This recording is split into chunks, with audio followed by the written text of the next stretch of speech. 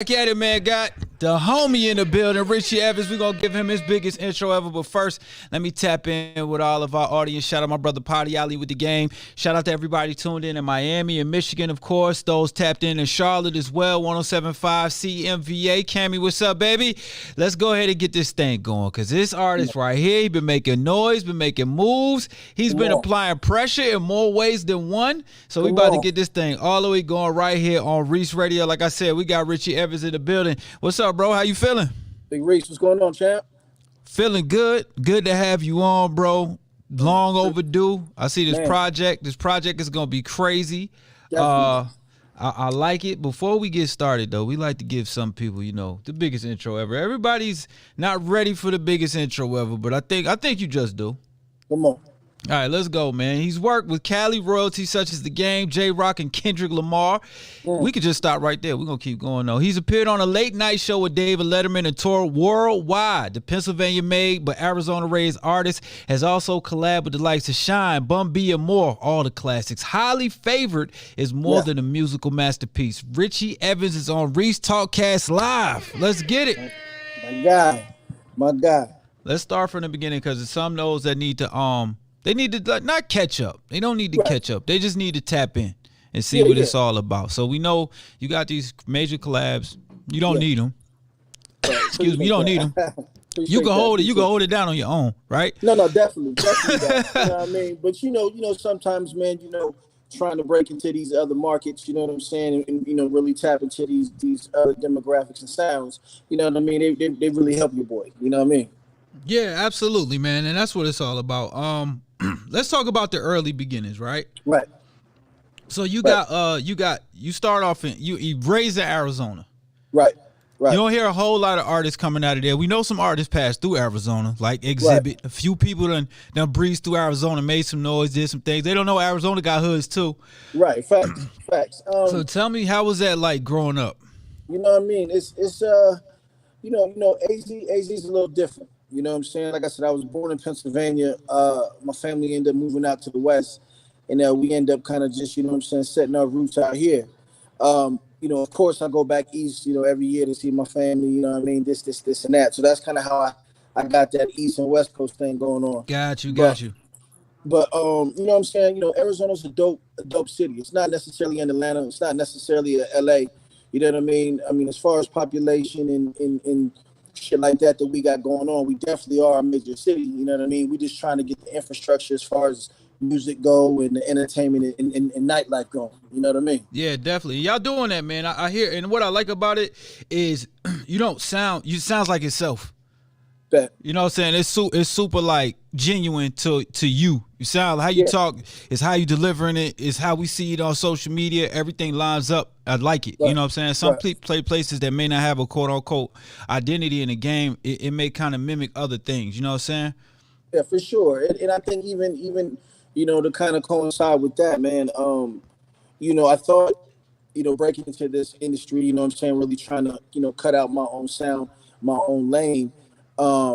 It felt good to get noticed by somebody that I early on in my career looked up to as a GOAT, because I felt like our styles were somewhat similar, but I felt that I was just a little bit fresher and a little bit more on point. But you know, that's the Game, for example. You know what I'm saying? Being from LA, you know what I mean? You know, Game definitely has, you know, embodied the West Coast sound and, you know, West Coast vibe, but you know, you can drop him off in Atlanta or drop him off in New York or Philly, and you know what I mean, he won't skip a beat. You know what I'm saying? At all, because he's lyrically sound. He's got bars and he's got the metaphor. He got the packaging. I think that's why he's able to have longevity in the game. But I also think that's why you're able to do the same thing. And when you get in a room with these GOATs, everybody can stand on the table.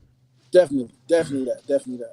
Right, man. So tell me about when you first fell in love with music. We like to ask people that. What was that for you? What was that moment for you? Was it a song? Was it a video you saw? Actually, man, there was a few moments, but you know what I mean? Like the very first person that I seen really embody this thing was Ice Cube. You know what I'm saying? I was a young kid at the time, and seeing how Ice Cube kind of came onto this, you know, into the scene. Gotcha. He was just unapologetically authentic. Like you just knew like the shit that he was talking was real life experience. You know what I'm saying? And I was going through my you know, I was transitioning from just a kid to a teen at that time. You know what I'm saying? So I was kind of on the cuff. But I will say, man, once I really start studying his catalog and outlook, I got put up on Nas. And Right, once I really gotcha. dug into Nas's catalog and his, wordplay and just, consistent sound and just how he was so in pocket, that definitely, put me in my bag to really start taking this shit serious and really giving it a go. I could hear that. I could definitely hear that in the music, especially you know what else I could hear in the actual production that you get. You hear a lot of soul. You hear a lot of good sound. You hear a lot of For sure. full production. For And that sure. sounds like it's on purpose. So what you No, no, you definitely. must have been growing up with them playing that good R&B when you was coming up. Well, definitely that. Shout out to my parents, but not, even also, I had the opportunity, to be signed to the game when I first got Hmm. into this industry, Right. and I think that being an understudy of him and being in these, rooms with these different producers and artists, he's kind of helped me garnish an ear, I think, for quality music. You know what I mean? Right. Right. Despite what anybody says about Game, you know what I mean? Like, yeah, he do got a lot of, you know, off court antics. And what I mean by that is, he got a lot of personal shit going on with the industry and, beefs and contractual shit. But when it come down to him really making music and locking in and providing quality Mm. music, he definitely delivers that every time. So what was your experience like in the studio with him? Walk me through it. Does the track come Yeah. on? He just gets to pen in it, or is it something? Talk to me, because people want to know Yeah. these things. They want to know about that. Chuck is a machine. Game is a machine, and he really, uh, watching him, really, really gave me the opportunity to see what this grind is really like. Mm. You really got to put your time in that studio. You really got to put your time in to really become, and embody what you trying to get out of this. Right. And he was just a machine, man. He's very uh very focused and locked in on the soulful sound, on the production. You know what I'm saying? He's really not one of them artists just to do things for the simple fact of ratings or some weird shit. Like, he definitely got to feel the music, you know what I mean, to kind of thrive him a little bit, you know what I mean, to really try to give it legs. But he, like I said, he definitely helped me carve out an ear and get an understanding of kind of how to create, like I said, a full body of work and classical music. A lot of artists don't get that opportunity to jump in with a vet like that that's really made moves, has platinum records under their body, worked with Dre, worked in the Right. perfection. Did you pick up any of that type of stuff in the studio? Maybe he picked up those perfection Definitely. qualities from Dre? Oh, no, definitely. You know what I'm Mm. saying? I mean, I always say, like, that whole aftermath camp, is very precise. You know what I'm saying? They're very, you know, the wordplay and the way that Hmm. you deliver, your sound and your delivery of music, it got to be on point. Or if not, they're going to keep you in the studio all night until it's right. You know what I Right. mean? And, Right. and let's be clear, you know what I'm saying? We all got our own style and cadence within our own right, but nobody Right. argues with the doc. You know what I'm saying? He's probably, the greatest, one of the greatest producers of all time. So, of course, you're going to, like I said, put that work in, take those necessary mental notes, man, and apply them to your skill set and go up. Big facts. Did you end up ever getting in the studio with him and Dre at the same time? Yeah, I Wow. I was able to, like I said, sit in a couple sessions with him and Dre, Mm. and I got the opportunity at one point to write a couple records for Detox. I mean, Wow. unfortunately, Detox never came out, but Dre was definitely known to have a lot of young writers and spitters. I know I wrote some records for Detox. Yeah. Jayrock wrote some records for Detox. Kendrick, of course. So he always kept Mm. a clip of young spitters around to gain some inspiration and shed some light to, for sure. Super dope, man. I had to hit a high bell a couple times while you were saying stuff right then. Did that when you started locking in with J Rock and Kendrick and you Yeah, guys started sharpening each other's swords like that? yeah, definitely. Like I said, at that particular time, man, I moved out to LA for a few months to really, embody that feeling. And Uh-huh. like I said, I didn't really know too many people out there. You know what I mean?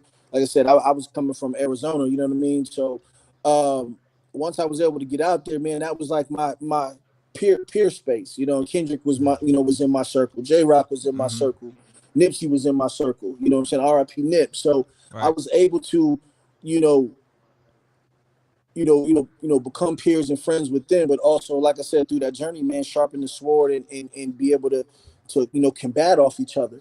You know what I'm Yeah, saying? I think yeah. that moving out there definitely helped me raise my game and raise my skill set. Being around other artists is talented and driven as they was. Absolutely. And I know it was like a stable of artists out there at that time because M had his stable too, where he had guys like Bobby Creekwater and all those guys Yeah, too. So I'm yeah, sure you probably bumped into him as well. yeah. Bobby Creekwater, I think it was a boy named Cash. Yep. Mm-hmm. Yeah, you know what I'm saying? They all was around that same, you know what I'm saying, aftermath stable as well. So it definitely was, Yeah. dope to cross paths with a lot of them artists. I would say the pen game was probably like absolutely at the top tier with everybody like that and everybody pushing each other. Definitely, Well, definitely. It we was, can hear it. it definitely was. I used to call it the gauntlet. You know what I'm saying? Because Yeah.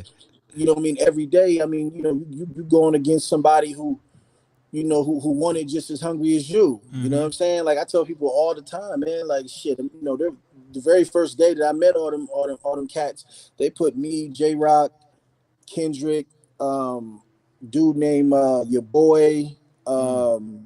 who else? There was like a few other artists at that time, man. They put us in the studio and gave us all 16 to go back to back on each other. You know what I'm saying? On a Wow. mixtape. And Yeah. I think that at that moment, it definitely woke everybody up, and it definitely was like, shit, we can't slack a minute because the boy next to me can go. You know what I'm Right, saying? right. Yeah, it's almost like that great. It's like being on an all-star team or that dream team where everybody has game. You respect the Yeah, person next to you, but you competitively like positive competitiveness where you going back and forth. exactly. That's dope, man. We Real appreciate shit. you letting us in on that, man. So we know too, you've been all around the world, the country, man. Tour life. What is tour life like for you? Man, tour life was dope. You know what I'm saying? I mean, like I said, I was able to really, get on a national and international platform, man, and really get out here and touch the people. Mm. You know what I'm saying? I mean, I think that was one of the biggest opportunities I had. Like I said, being signed to Game, man, he gave me a platform, he gave me an opportunity to grow. You know what I mean? Yeah. Um, definitely, man. We was out in the UK. You know what I'm saying? Of course, we hit Australia and a bunch of different markets, but it definitely helped me create some new music, some new memories, and like I said, man, to get the name and the brand out there to a whole new set of fans, and the shit was dope. And that's what's up, man. Now tell me a little bit about too this album process, putting this one together. You got Yeah. this pressure on there. That's like one of my favorite songs. As soon as I heard that bass line, I was like, oh, this is crazy. Oh man, I This is appreciate that. crazy. Yeah, this is crazy. What? Who produced that? There's a duo in I think they in New York, Mm, called Track Pros. You know what I'm okay. saying? And they super dope. Shout out to Track Pros, man. They sent me a beat pack, and I was in the lab one day, man, just on that vibe, and I heard that bass line too, and was like, yo, this shit is hard. Right. You know what I mean? Right. And I see this track list, man. You got a lot of songs on here. I see you getting into the artistry. Really, Yeah. what we see a lot of artists is dropping EPs and LPs of 7 songs and 10 songs here. You look like you almost got a double album right here. Now we actually I'm cutting it down to about an EP size. Don't do the fans like that. Let me hit the hype bell for the fans. Nah, I feel Nah, you, though. nah, how You can't give them too much. You got to break it up a little bit. yeah. I was gonna do actually a highly favored one and then double back and give him a highly favorite two. I That think makes that sense. like I said, listening, to music in this trajectory right now, man, a lot of the fans and the supporters got that short memory space. Mm-hmm. So, I definitely don't want to overload them, but I definitely want to hit them with some, some solid music, Yeah. and then probably double back again. But no, I'm definitely in my bag though, man. I'm Yeah. like I said, I got some joints on there. Shout out to my man Vito. We got a record called For You that was for the ladies that we got to number 48 on the urban chart. So that was a real Nice. big deal, a very big deal for myself.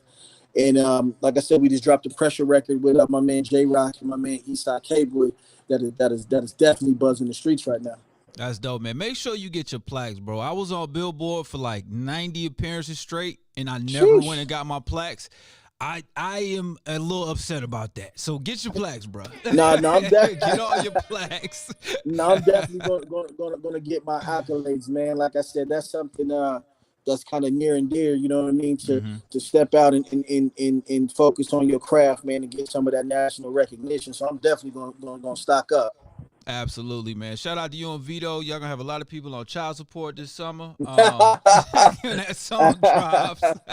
Oh man, we just gonna leave it right there, man. We appreciate you pulling up on us, bro. Man. Keep going. We got the song in heavy rotation. We got a couple of the singles actually, man. So I hope Man. these are the ones on the album because we playing them. So before we get this thing wrapped up, let me go ahead and hit you with our fast forward. So we're gonna play fast forward right now. You answer these questions however you want to answer them. It could be one word. It could be a whole sentence. All right, you ready? My man, let's do it. All right. What was your most memorable studio session? At the time I got to meet Nas in person. Wow, let me die bell for that. Everybody can't say that. A lot of people with platinum records can't say that. That's fine. That's crazy. That's crazy. So you walk us through that. Yeah, you know what I'm saying? Nas was doing a record with Game. And Game knew Nas was very instrumental in my, you know what I'm saying, growth, in this music. And he set up a session one time. He didn't tell me Nas was coming because he wanted to surprise the boy. Wow. And as soon as I walk in, man, I see Nas sitting right there and he gave me dap. And I was like, man, my name is Richie, you know what I'm saying? And he was like, man, I know who you is, youngin'. I hear you out here. You know what I'm saying? Wow, that's gotta be amazing. Man, definitely. That's like a hooper walking in and seeing Michael Jordan and he'd be like, yeah, I know you can shoot. Facts. Facts. I love it. All right, next one. One thing you wish people knew about your music before they hear it. One thing I wish they would know is, man, I'm just authentically truth. You know what I mean? I feel like I know that there's a lot of music out here that's gimmicks. I know that there's a lot of, you know what I'm saying, smoke and mirrors that a lot of these artists and different people are being classified in. But, I just want people to understand, man, I'm just trying to take you through a journey through my life and, where I came from and where I'm at. And hopefully that just resonates with people on a personable and, sustainable level. You know what I mean? Perfect answer. Speaking of where you from, what is one place everybody needs to visit in Arizona? Man, shit. You know what I mean? I got two for you. Let's do it. I mean, of course, I give you the regular, crazy answer where everybody got to, visit the Grand Canyon. But I would have to say, man, Arizona's the original Wild West. What I mean by that is, it's the real gunslinging city. You know what I'm saying? Okay. So I would say you would definitely have to check out a city called Tombstone, which is based after the movie Tombstone. Okay. You know what I'm Very saying? Familiar. Yeah. Yeah. So I would say definitely check out them two spots because those is definitely legendary out here and legendary in the world. Cool. So when you walk into Tombstone, they got like the alleyway where the showdowns go down. Yeah, and the whole shit. Saloons and all that. That's crazy. All that. I'm going. Definitely. Last question on the fast forward, man. What is the hypest city you performed in that you didn't know what to expect before you walked out there? I'm assuming it was somewhere across the water. Facts. I would have to say, well, truthfully, so I got two. I would say New York was one, and then I would say London was the other. Okay. Where, London. Where in New York? Where was we at? It was I think it was in Brooklyn. But yeah, for me, it was one of those moments to where, you like, man, you want people to be receptive to what you got going on. And like I said, being from the West, you kind of don't know, like, man, if they're going, they're going to rock it with me or they not, you know what I'm saying? Am I delivering? But, that was one of my most memorable shows ever. You know what I'm saying? So I would definitely have to say, if you can make it in New York, you can make it anywhere. Yeah, definitely that. Right. So, they respect spitters. So if you get out there and do your thing, it's real. It's genuine. Facts. No, definitely facts on that. Big ups. And London. In London. Yeah, man. London was a vibe. Like I said, man, that was another moment, you know what I'm saying, within my life that, you about to step over to another country. You know what I mean? You don't really know how they're gonna be, perceived to you. But like I said, man, as soon as I stepped out on that stage and the lights went on, you know what I mean? It felt good to see, 5,000, 6,000 people, reciting your words, bar for bar. And, it was a very humbling moment, for the boy to keep going. So, yeah, it definitely was dope. That is, man. I went out to South Korea with Michael Montana, and we performed out there, and it was crazy. A lot of the audience didn't speak any English, but they knew every word of the song, bar for bar. Facts. Crazy, and they really respect hip-hop out there, man. I appreciate you, bro, pulling up on us. Keep dropping that music. Keep doing your thing. Tell everybody where to follow you at. Man, you already know, man. Make sure y'all follow me on my social sites. Hit me on Instagram. It's Who is Richie? You know what I'm saying? Talk to me, I talk back. And make sure y'all get that new single right now called Pressure, featuring my man Eastside K-Boy and Jayrock. It's on all the platforms, and be looking out for that Highly Favored about to drop. You know what I mean? Part one. He's breaking them up for us. Part one. Make sure y'all get it. Definitely. Yeah. Yeah, No part doubt, one. no Definitely. doubt, man. I appreciate it. Richie Evans right there. Another special guest on the show. You guys keep it locked in. I got one of the youngest in charge coming up in a few minutes right here on Reec Radio. We're going to chop it up with him. Social entrepreneur, Mr. Nicholas. See over there, he looking like a real businessman too. He's not even 10 yet. I'm just kidding. Yeah, I'll get ready. We about to chop it up with him in a few minutes and pick up on some tips and tidbits from him, learn about some business. But Richie Evans, we appreciate you. You guys keep it locked in. Until then, we got our mix going on right here, Reec Radio. Don't move.